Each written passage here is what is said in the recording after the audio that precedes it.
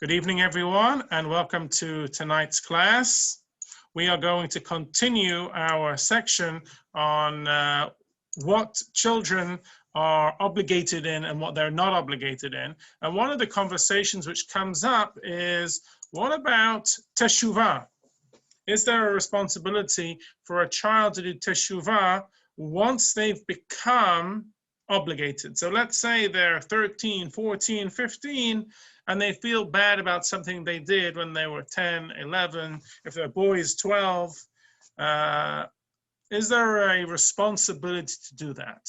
So this is actually addressed by a number of Ashkenazi Achronim, beginning with Rav Moshe Isserles, the Ramah, on the Shulchan Aruch. And he writes, V'katan shehika aviv, a child, a minor who struck his father, or avar sha'a averot b'ktunato, or he transgressed several other violations as a minor, af al pi she'en tzarich teshuva ksheyigadel, even though strictly speaking he does not need to repent when he becomes of age, mikol makom tov lo sheyekaber al atzmo. Nevertheless, it's good for him to accept upon himself to do teshuvah, an atonement for that which he did.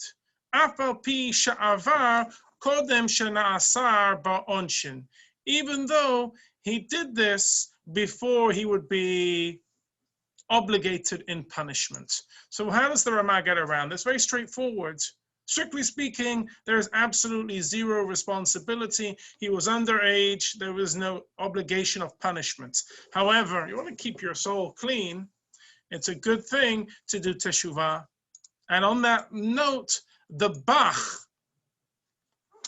and the Bach, for those who don't know, the Beit Chadash, it's the lesser known commentary on the Torah. The Torah, everyone's heard of the Beit Yosef, that's Rav Yosef Kairo's magnum opus, where he really explained all the different, brought down all the Gemara, the Rishonim, and from there he took the Cliff Notes and called it the Shulchan Aruch. The Beit Chadash is the other commentary on the Torah, which a good commentary, but not as good as the Beit Yosef, so it doesn't get as much play in non-rabbinic circles. Anyway, the Beit Chadash, the Bach, he codifies and says, Klal ha'oleh, the rule which emanates from this is, Dahakatan sheganavo shehizik, if a minor stole or damaged, patur milashalem keshehigdil, he would be exempt from punitive punishments when he becomes of age. And there can be no rabbinic rule to make him pay. And also, any transgressions between him and God, there would be no punishment after he became of age. Ela, rather, she'ani koreh alav, but I consider him like the following verse in Proverbs: Gam belo da'at, nefesh lotov, sorry. And also he is without understanding. It's not good for his soul. What does it mean? The afapi de katan she'avar avera belo da'at, even though the child who transgressed is as if he had no understanding, lo tov lenefesh, it's not good for his soul. Ki himshich aleha tum'ah mitzad hara, because what happens is the impurity clings to him onto the side of evil.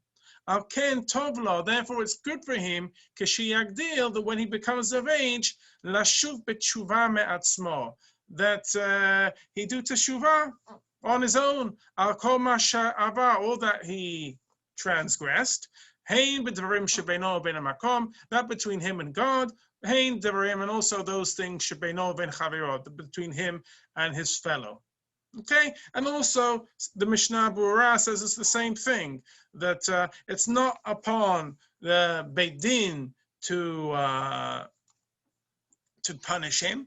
However, on a strictly speaking, on a technical level. However, it's good for them to nonetheless to reproach him and punish him, so that not because they have to, but in order that he not become accustomed to it. And therefore, and even if you say that there's something where he doesn't need to pay for it, all that is strictly speaking in the law. But if we want to go past that and make sure that we're not damaging that child, it's good for that child to make recompense once they become of age, that they should pay for it as well. Okay, so there, all those three, they're all very complementary. The Mishnah Berurah in the late 19th, early 20th century, and the Bach and the Ramah in the 15th century. So we see it's all very much one shita, that strictly speaking, there's no obligation, but good for the chinuch, that child make amends so that it's not damaging the spiritual side of that child, their spiritual development. So very much in line with why do we teach children to do mitzvot, and to, not because they're obligated, but because it's good for their neshama, and if we wait till they're of age, it's going to be too late. So better to prepare them early on. Now, we're going to get into a far more interesting discussion, because there's a lot more material on this, which is there an obligation for a child, let's say 10 or 11 if they're a girl, or 11 or 12 for a boy, should they be fasting? Okay, should they learn to fast? Should they be practicing part of it? Should they be doing the night of kippur? Should they be doing a few hours during the day of a minor fast? Should they, or a rabbinic fast, I should say, rather than a minor fast? Should they fast and skip breakfast? Or even if they're younger than that, just go till 10:30, 11 o'clock for their morning snacks. They just skip a little bit. So here we're going to discuss that. So it says here in the introduction, another area of halacha where the status of chinuch for children is relevant is the issue of the communal fast days. Although in theory the mitzvah of chinuch should dictate that older children fast on these days, Chazal did not institute a mitzvah for fasting in such cases, even on kippur, which is doraita. Nevertheless, Chazal did institute a practice of children above certain ages fasting for a limited period of time on kippur, which is clear in the Mishnah and Gemara in Masechet Yomah, and specifically on Pei Bet Amud Aleph, on 82a. And we've already mentioned this before in volume 3, if you go back there. In this section, we will focus on the question of whether a similar practice of fasting for parts of the day is required, recommended, or even permitted at all regard to the other fast days, such as Tisha B'Av and the 10th of Tevet. Now, before I go into this, I want to explain the difference. The reason why Kippur is different to the other fasts, including Tisha B'Av, is because Tisha B'Av and the other fasts are all rabbinic in nature. Normally, we like to compare Kippur and Tisha B'Av because they have the same limitations and restrictions. They're both 25 hours, and you can't do the 5 things of eating and drinking, of marital relations, of anointing, of wearing leather shoes, and the like. So those we like to compare them to. But the truth is, Kippur and Tisha B'Av are completely different. One, not because one is festive and one is somber, but because Kippur is doraita, it's Torah mandated, whereas Tisha B'Av is rabbinic, and so therefore it has more in common with the 4 other rabbinic fasts than it does with Kippur itself. So therefore, by Kippur, I say, it is obligated, I am obligated to educate my children, and therefore telling them to fast for a few hours would be appropriate. And certainly most of Kippur, when they're a year before taking atonement, or within the year of becoming bar or bat mitzvah. But the question is, for rabbinic level fasts, Even if it's 25 hours, and certainly if it's only the daytime hours, does that still apply? So here, let's have a look. So in Masechet Soferim, it writes, V'chein haya min haktov b'Yerushalayim, and it was a good custom in Jerusalem, lechanech benehem uvnotehem, to educate their sons and their daughters, haktanim, who are underage, b'yom tzom, regarding a fast day. Ben 11 shana, when they were 11 years old, ben 12, or whether they were 12 years old, lehashlim, to complete the fast. Ve'achar kach, sovlo u'makrabo lefnei kol zaken v'zaken, kedei levarcho lechazko ulhitpalel alav, sheyizkeh batorah u'v'ma'asim tovim. And then one brings him around and draws him close to each and every elder in order to bless him, strengthen him, and pray for him that he should merit a life of Torah and good deeds. V'lo hayu manichin benehem ktanim acharehem, ela hayu molichin otan lebatei knesiyot kedei lehanchan b'mitzvot. And they would not leave their younger children behind, rather they would bring them to the synagogues in order to educate them in the mitzvot. Okay, so here, Masechet Sofrim is a very early source. It would seem that these minor fasts should be treated exactly like Kippur, and if they're 11 or 12, they not only should they be doing a few hours, they maybe even should be doing the entire thing in order to educate them into the proper behavior. However, the Rama Mifano, or Rav Menachem Azariah Defano, said, we do not encourage them to complete the fast, since it may be dangerous for them. He says, Hachinuch litinokot ba'arba tzomot, concerning the training of children to observe the 4 fasts, im la sha'ot lebri'im bilvad, minhag yafehu. If it is for a few hours and they're healthy, this is a good custom. V'chen b'mi'ut ta'anug, and similarly to reduce their pleasure, i.e. tell them it's a fast day, you can't go swimming. It's a fast day, you can't listen to music. It's a fast day, you can't have ice cream. Aval lahashlema, but to conclude the fast, en chokhmah ve'en tevuna. This is neither wisdom nor understanding. Lahavi hatinokot lidei sakana, to bring these small children into danger, possible danger. And concerning this, lo shaneh lan, there is no difference ben Tisha B'Av, regarding whether it is Tisha B'Av, which is the most severe of the rabbinic fasts, l'sh'ar tzomot miyadi, and all the other rabbinic fasts. The Hakai Malan Kerabanan, because we've already established it like the Rabbanan, the Rabbi Yehuda, the Megillah, the Savrei, who holds en chinuch lekatan b'derabbanan. There is no mitzvah of training children regarding rabbinic mitzvot.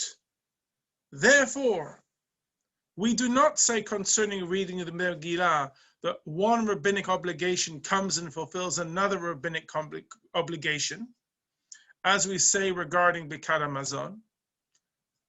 I'm not sure exactly what he's meaning by that. Let's go down.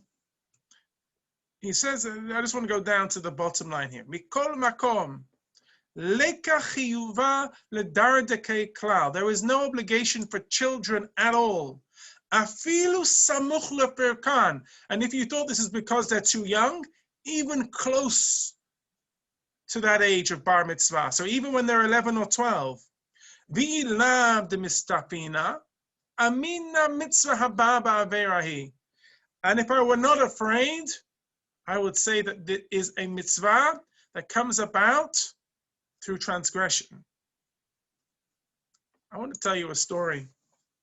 I was 10 years old and I fasted Tisha B'Av. And my dad brought me to the rabbi, actually wasn't a rabbi, it was a reverend in my synagogue in Manchester, brought me for the rabbi or the reverend. And he said, My son completed the fast. My dad was very proud of me, and I was pretty proud of myself. I was a big boy, and I'd made it all the way. I was very big physically too. And the reverend was very unhappy with me. And my dad goes, shouldn't have done that. Next time, I want you to fast and break it a few hours before, because it's not good. And I didn't know what he was quoting, but clearly he was quoting this position of the Rama Mifano, which is, it's dangerous. Now, what was going on in the mid-16th, 17th century in Italy? Is that different to the late 20th, early 21st century today? Do we say there's a difference, and maybe those children, they were concerned, and maybe now it's different? Or do we say, no, this applies, that because it's only rabbinic in nature, not only is there no mitzvah to fast partially, or it's even dangerous, and it's wrong to do it.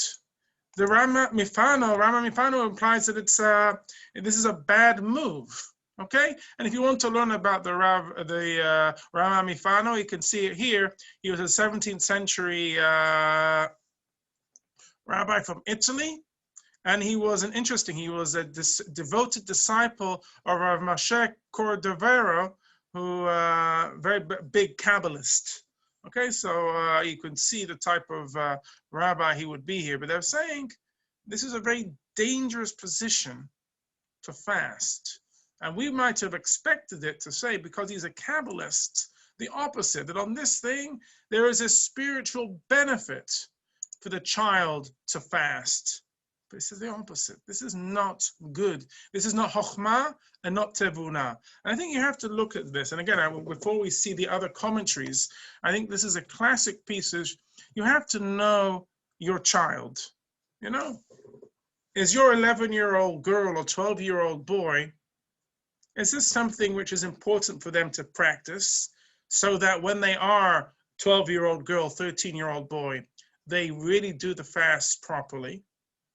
Or is this something which is going to be very bad for them and may create a situation where they have a negative association with fasting, and when they do become of age, they don't fast because they had such a negative experience? So something there to consider. Let's have a look at the Chaye Adam a little later in Jewish history. This is about 18th century, I think maybe early 19th century. And he takes a different approach, and that children have no obligation to fast on minor fast days due to chinuch, even for a few hours. So if the Rama Mifano would say fast for a few hours, the Chaye Adam says don't fast at all. It says here, Kol davar she'ein bo isur misad atzmo, ela shayom gorem, ein bo mitzvat chinuch. Any matter about which there is no intrinsic prohibition, just that the day causes it, there is no mitzvah of chinuch. Therefore, it is permitted to give the child food before kiddush, even though one is obligated to train him about the rules of kiddush, and one is not allowed to eat prior to kiddush.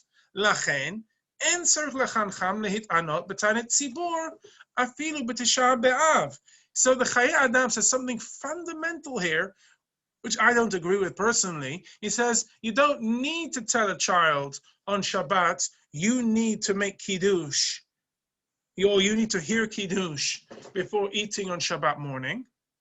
And from there he makes the leap to say, and you don't need to educate them to even fast for a few hours, even on Tisha B'Av. So on that, I disagree personally. Again, not who am I to argue with the Chaye Adam. Rav Danziger is a very important rabbi, but I think personally, again, if I can, I wish to disagree and say that there is inherent value in teaching not to eat before Kiddush. When you don't realize that there is a problem of eating before Kiddush, well, once one has said Tefillah, there is a concern that that behavior will become a rote pattern. And similarly, I think that children should be aware that it's, especially Tisha B'Av, they should be aware that it's Tisha B'Av. Whether they're completing the fast, we can argue and debate. And I probably lean on the side of better for them to fast partial than fast fully. But to not be aware of the fast, to not say that there is an inyan of it. Like I like telling Ruti and Tova on Yom Kippur and Tisha B'Av, we're going to finish the fast. We've had dinner. The fast is beginning now, and you're not going to eat anything from dinner all the way to breakfast. I think there is a benefit in that. Not saying, chas v'shalom, to put them in danger, or if they were to forget and have a drink in the middle of the night, no problem. That's fine. But I'm saying that there is a benefit to something like that. Now, putting them in danger and say, okay, now go to lunch. No, I'm not saying that. But to imagine that there's no educational value, I disagree. And then here we have, as mentioned, all agree that there is no actual obligation for children to fast during the minor fasts. Nevertheless, the Rama Mifano writes that one should reduce the amount of food one gives to children to the basic minimum. And this is something which we do too, which is, with the exception of Kippur, which is a Yom Tov, and the children under Bar Mitzvah should be eating Yom Tov food, on fast days which are rabbinic, and obviously we are mourning for, they shouldn't be eating ice cream, they shouldn't be eating their favorite foods. B'shat Tzomot, yochlu haktanim, lechem u'mayim. On other fasts, the children should eat bread and water. I won't go so far as bread and water, but not their favorite foods. Afilu sheyu k'tnei k'tanim, even they're very young. Kedei she'yit'ablu gam hem im hatzibor. They too should mourn together with the community. V'zeh dai lahem b'chinuch zeh ad sheyagdilu. Now that is proper chinuch. And I quite like that from Rama Mifano. What's chinuch? That the children should be aware of the day. And that's interesting, because sometimes I find adults, because Tisha B'Av is so hard, what do? They give the kids the toys, you leave us alone, go watch a movie, I'm going to be in bed with my migraine, and leave me alone as I fast through Tisha B'Av. No, there should be something there. Again, don't get me wrong, it's hard. Fasting, especially in the peak of the summer, Tisha B'Av can be very, very hard. But there has to be some sort of educational component here where we're telling them it's not just that they are not eating or drinking, that there is something going on there. And even if they are eating or drinking, there's more to fast days than not eating or drinking. There is this concept of bewailing and mourning. The Magen Avraham quotes this ruling of Rama Mifano, but limits it to children who are old enough to mourn. He says, Katav Menachem Azariah, Siman Kuf Yud Aleph, Ktanim machilin otam lechem u'mayim tabel im hatzibor al kan lishono. So he quotes that we just said, that they should feed them bread and water so they can mourn with the congregation. V'nireh li, it seems to me, davka katan sheyesh lo dar litabel. It has to be a child who understands how to mourn or understands what they're mourning. The Mishnah Berurah echoes this ruling that it is appropriate to train one's children not to eat more than necessary, though he stresses that this is not an obligation. As he says here, V'chen haktanim sheyesh lahem da'at litabel, who have what they understand what they're mourning, af al gav she'en mechuyavin lechancham, even though there's no obligation to educate them in this thing, afilu ben yu bet shana, even if they are 12 years old, afilu beta'anit sha'ot, even to fast for a few hours, mikol makom, nevertheless, ra'ui lechancham, it is appropriate to train them, shelo yochlu, they should not eat, rak kedei kiyum haguf, it is proper to train them to eat only that which they need to sustain them. Lechem u'mayim, what is that? Bread and water, or shamachal pashut, or other basic foods, lefi hatinok, for a child. Kedei she'yit'ablu im hatzibor, so they should mourn with the congregation. Now, don't get too preoccupied by this tinok. It doesn't mean a small child or a baby. Just tinok just means they just want. It's another word for katan, any minor. It doesn't necessarily mean I'm not talking about 2 or 3 years old, chas v'shalom. The Kavach Chaim writes in his opinion that this is not the prevalent custom. Rather, he states that parents give their children regular meals, but they should withhold candies and other treats. So he wants to bring a middle position, which is not bread and water or whatever, but don't give them fries, don't give them pizza, don't give them nuggets or whatever, don't give them fruit. Don't give them candies.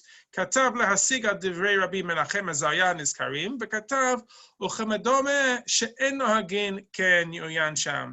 And it seems that this is not the custom.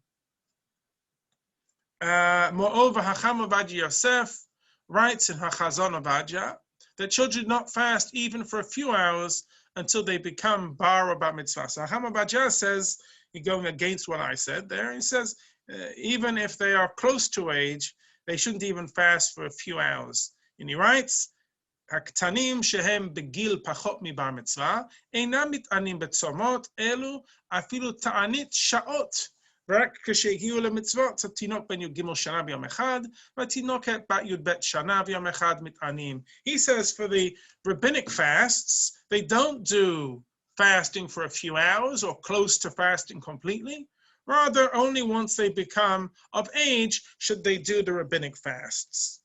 And then he concludes, Udavka biyoma kippurim, and only specifically kippur. Shu mitzvah min Torah, which is on a Torah level. Mitzvah lehanchem, is it a mitzvah to train them? Aval ta'aniot elu, but the rabbinic fasts, she'enam ela zecher lechorban, which are only instituted in order that we remember the destruction of the temple. Anu mitzafim lebanim bet hamikdash b'mehara b'yamenu, which we are waiting and yearning for the rebuilding of the Beit HaMikdash speedily in our days. En makom lachancham. There is no need to train them about that. Okay, that is the end of the piece.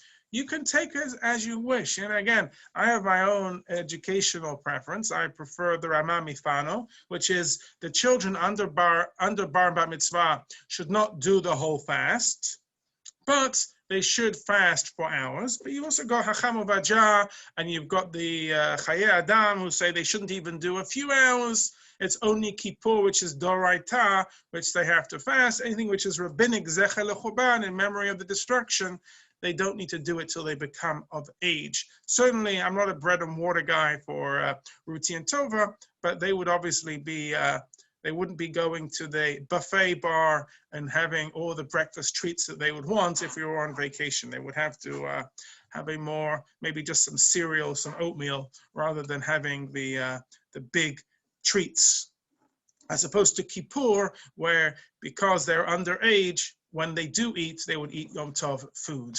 All right, any questions on that? That's the end of this unit about educating our children. I was wondering if they expand at all, like why they don't want the children to even fast for a little bit on these other fast days that are the Rabbanan. So I think the position is, if I'm expressing correctly their position, is the rabbinic law is add-on. Okay, so we don't need to do an add of an add. So if we fast to remember the destruction of the temple, and that's a rabbinic add-on, I don't need to add on to that. The children need to practice and be educated on how to do the rabbinic level. We say, wait till they're old enough, and then they can take on that obligation. Whereas when it's a Torah level, what's the whole point of chinuch? The whole point of training them is that they learn how to do the Torah level mitzvot before they're obligated.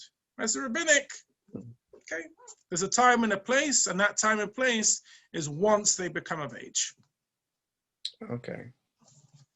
Okay, all right, so we'll stop here. The next unit, which we're going to pick up next week, and it's a 3-part unit, so it might take will probably take us more than 3 weeks or so. It's all about the laws of mafrish chala, of separating chala. And it's going to be quite technical, and we're going to really get into it about what is required in taking chala when making bread.